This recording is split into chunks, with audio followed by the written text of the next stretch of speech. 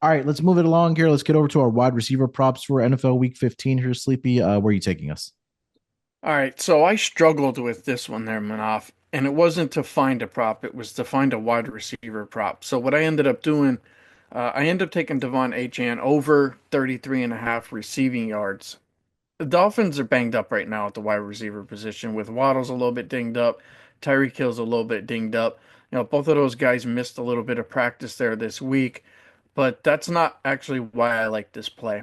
The issues that the Texans are having right now are on the defensive side of the ball. Their number two tackler, Al-Shaair, is suspended, and you know that. The number three tackler on this team, Jalen Petrie, he's having season-ending knee surgery, I believe. So not only do you lose your number two tackler, you now lose your number three, and it's to your middle linebacker in your free safety position. That's a lot of let's cover the running back out of the backfield type of guys, and I think that those departures off the Texans defense is going to it's going to hurt them obviously, but I think it's going to help me out here with Achan.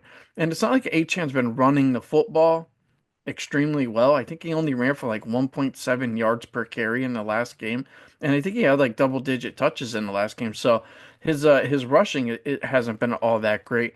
He's been more of an asset in the passing attack, and I know Mostert was banged up as well. So you got to get Achan in the mix, and he is producing on the receiving end. So I'm gonna go ahead. I'm gonna play him over 33 and a half receiving yards.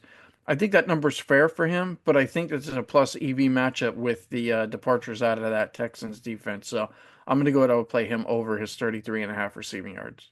Yeah, this one's one I was going back and forth about just because the Texans have done well this season against running backs, at least through the passing game. They've only allowed I should say three running backs to get up and over this number here. But it's a lot of what you mentioned is that these guys, at least for the Texans defensive side, have been injured. I know they activated Christian Harris, who's supposed to be a stud linebacker for the Texans. Not sure if he's going to play this week or not. Uh, but you mentioned Al-Shaair is going to be missing, obviously, because of suspension. Will Anderson does return for this team, but I think that when we talk about it, and we've talked a lot, I've been on Devon Achane props. You know this. Steve knows this all throughout the season on his receiving yards. The number of targets is what I believe will get you up and over this number. And again, if they are dealing with injuries at that wide receiving room, that how do you get others involved? I know John Smith has been fantastic. Maybe that number, the value's gone on him. So you go back to Devon Achane because we were getting this number at 22 and a half, 22, 23 and a half. It got all the way up to, I think, like 45 and a half one week. So it's progressed a little bit. But I think this might be the time to get back on Devon Achane receiving yards here. So I think from a matchup perspective, is going to be really good here for Devon Achane in this matchup. Okay, for my running back prop, sorry, wide receiver prop this week. Like you, I had a couple different ways I was looking at, but I'm gonna stay that Lions and the Bills game. And I've talked a lot about the slot wide receivers having success against the Lions, but I think this guy has really emerged as a clear number one target for Josh Allen in the passing game. And I know Steve has been on him multiple times on this show throughout the season. That's Khalil Shakir to get up and over his number of 53 and a half. And I thought this number one was very, very conservative for Khalil Shakir. He's gone up and over this number in three out of the last 4 weeks. Last week, coming off of a game where he had 106 receiving yards against the LA Rams in a game that was a shootout.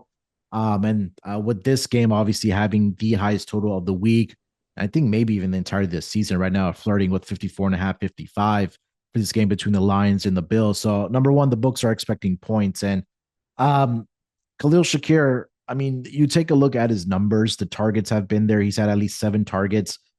Let's see here. In 7 straight weeks. He's had a total of 27 targets over the last 3 weeks for this Buffalo Bills offense. And when this offense does get down, you know that they have the weapons and the ability to make that push and to come back. And also another fact about Khalil Shakir, he's been absolutely fantastic with yards after the catch. And you also take a look at his longest receptions over the course of the season. Almost half of his yards of this 53 and a half projection is coming on those long receptions. So if those targets continue to be there for him, I think that number one, he's going to get up and over this number. The last thing I'll mention here, Sleepy, that in the last 7 games, 6 of those 7 games, he's at least 5 receptions for this Buffalo Bills offense there. So I know the targets will be there, the receptions will be there, and the yards after the catch has been really big for Khalil Shakir here. So I'll go Khalil Shakir over 53.5 receiving yards here in this game against the Lions. Yeah, it's funny because this was the one game and off when I was struggling to go ahead and find a wide receiver prop that I kept looking at and looking at, and I didn't even look at Shakir, and I don't, honest to God, I don't know why. It makes a ton of sense because the total's just so high, so why not start targeting, guys to go over their numbers? But he's clearly right now, at least in my eyes, he's the Bills' number one guy. You can't just rely on Dalton Kincaid. I thought he was going to be far better, or at least his numbers were going to be far better than what they were. But no, you got Keon Coleman out there. It doesn't seem like he was going to be the number one to me. Cook again, good out of the backfield. It just felt like it was always going to be Khalil Shakir. So I'm with you with this one. I wouldn't be shocked if this is just an absolute shootout where it kind of looks like that Rams game did last week. And if that's the case, I don't think you're going to have any problem with this one. So I'm glad you pulled this one out because this might have ended up kind of where I would have fell. But yeah, didn't happen. So I guess I kind of overlooked it, but good for you.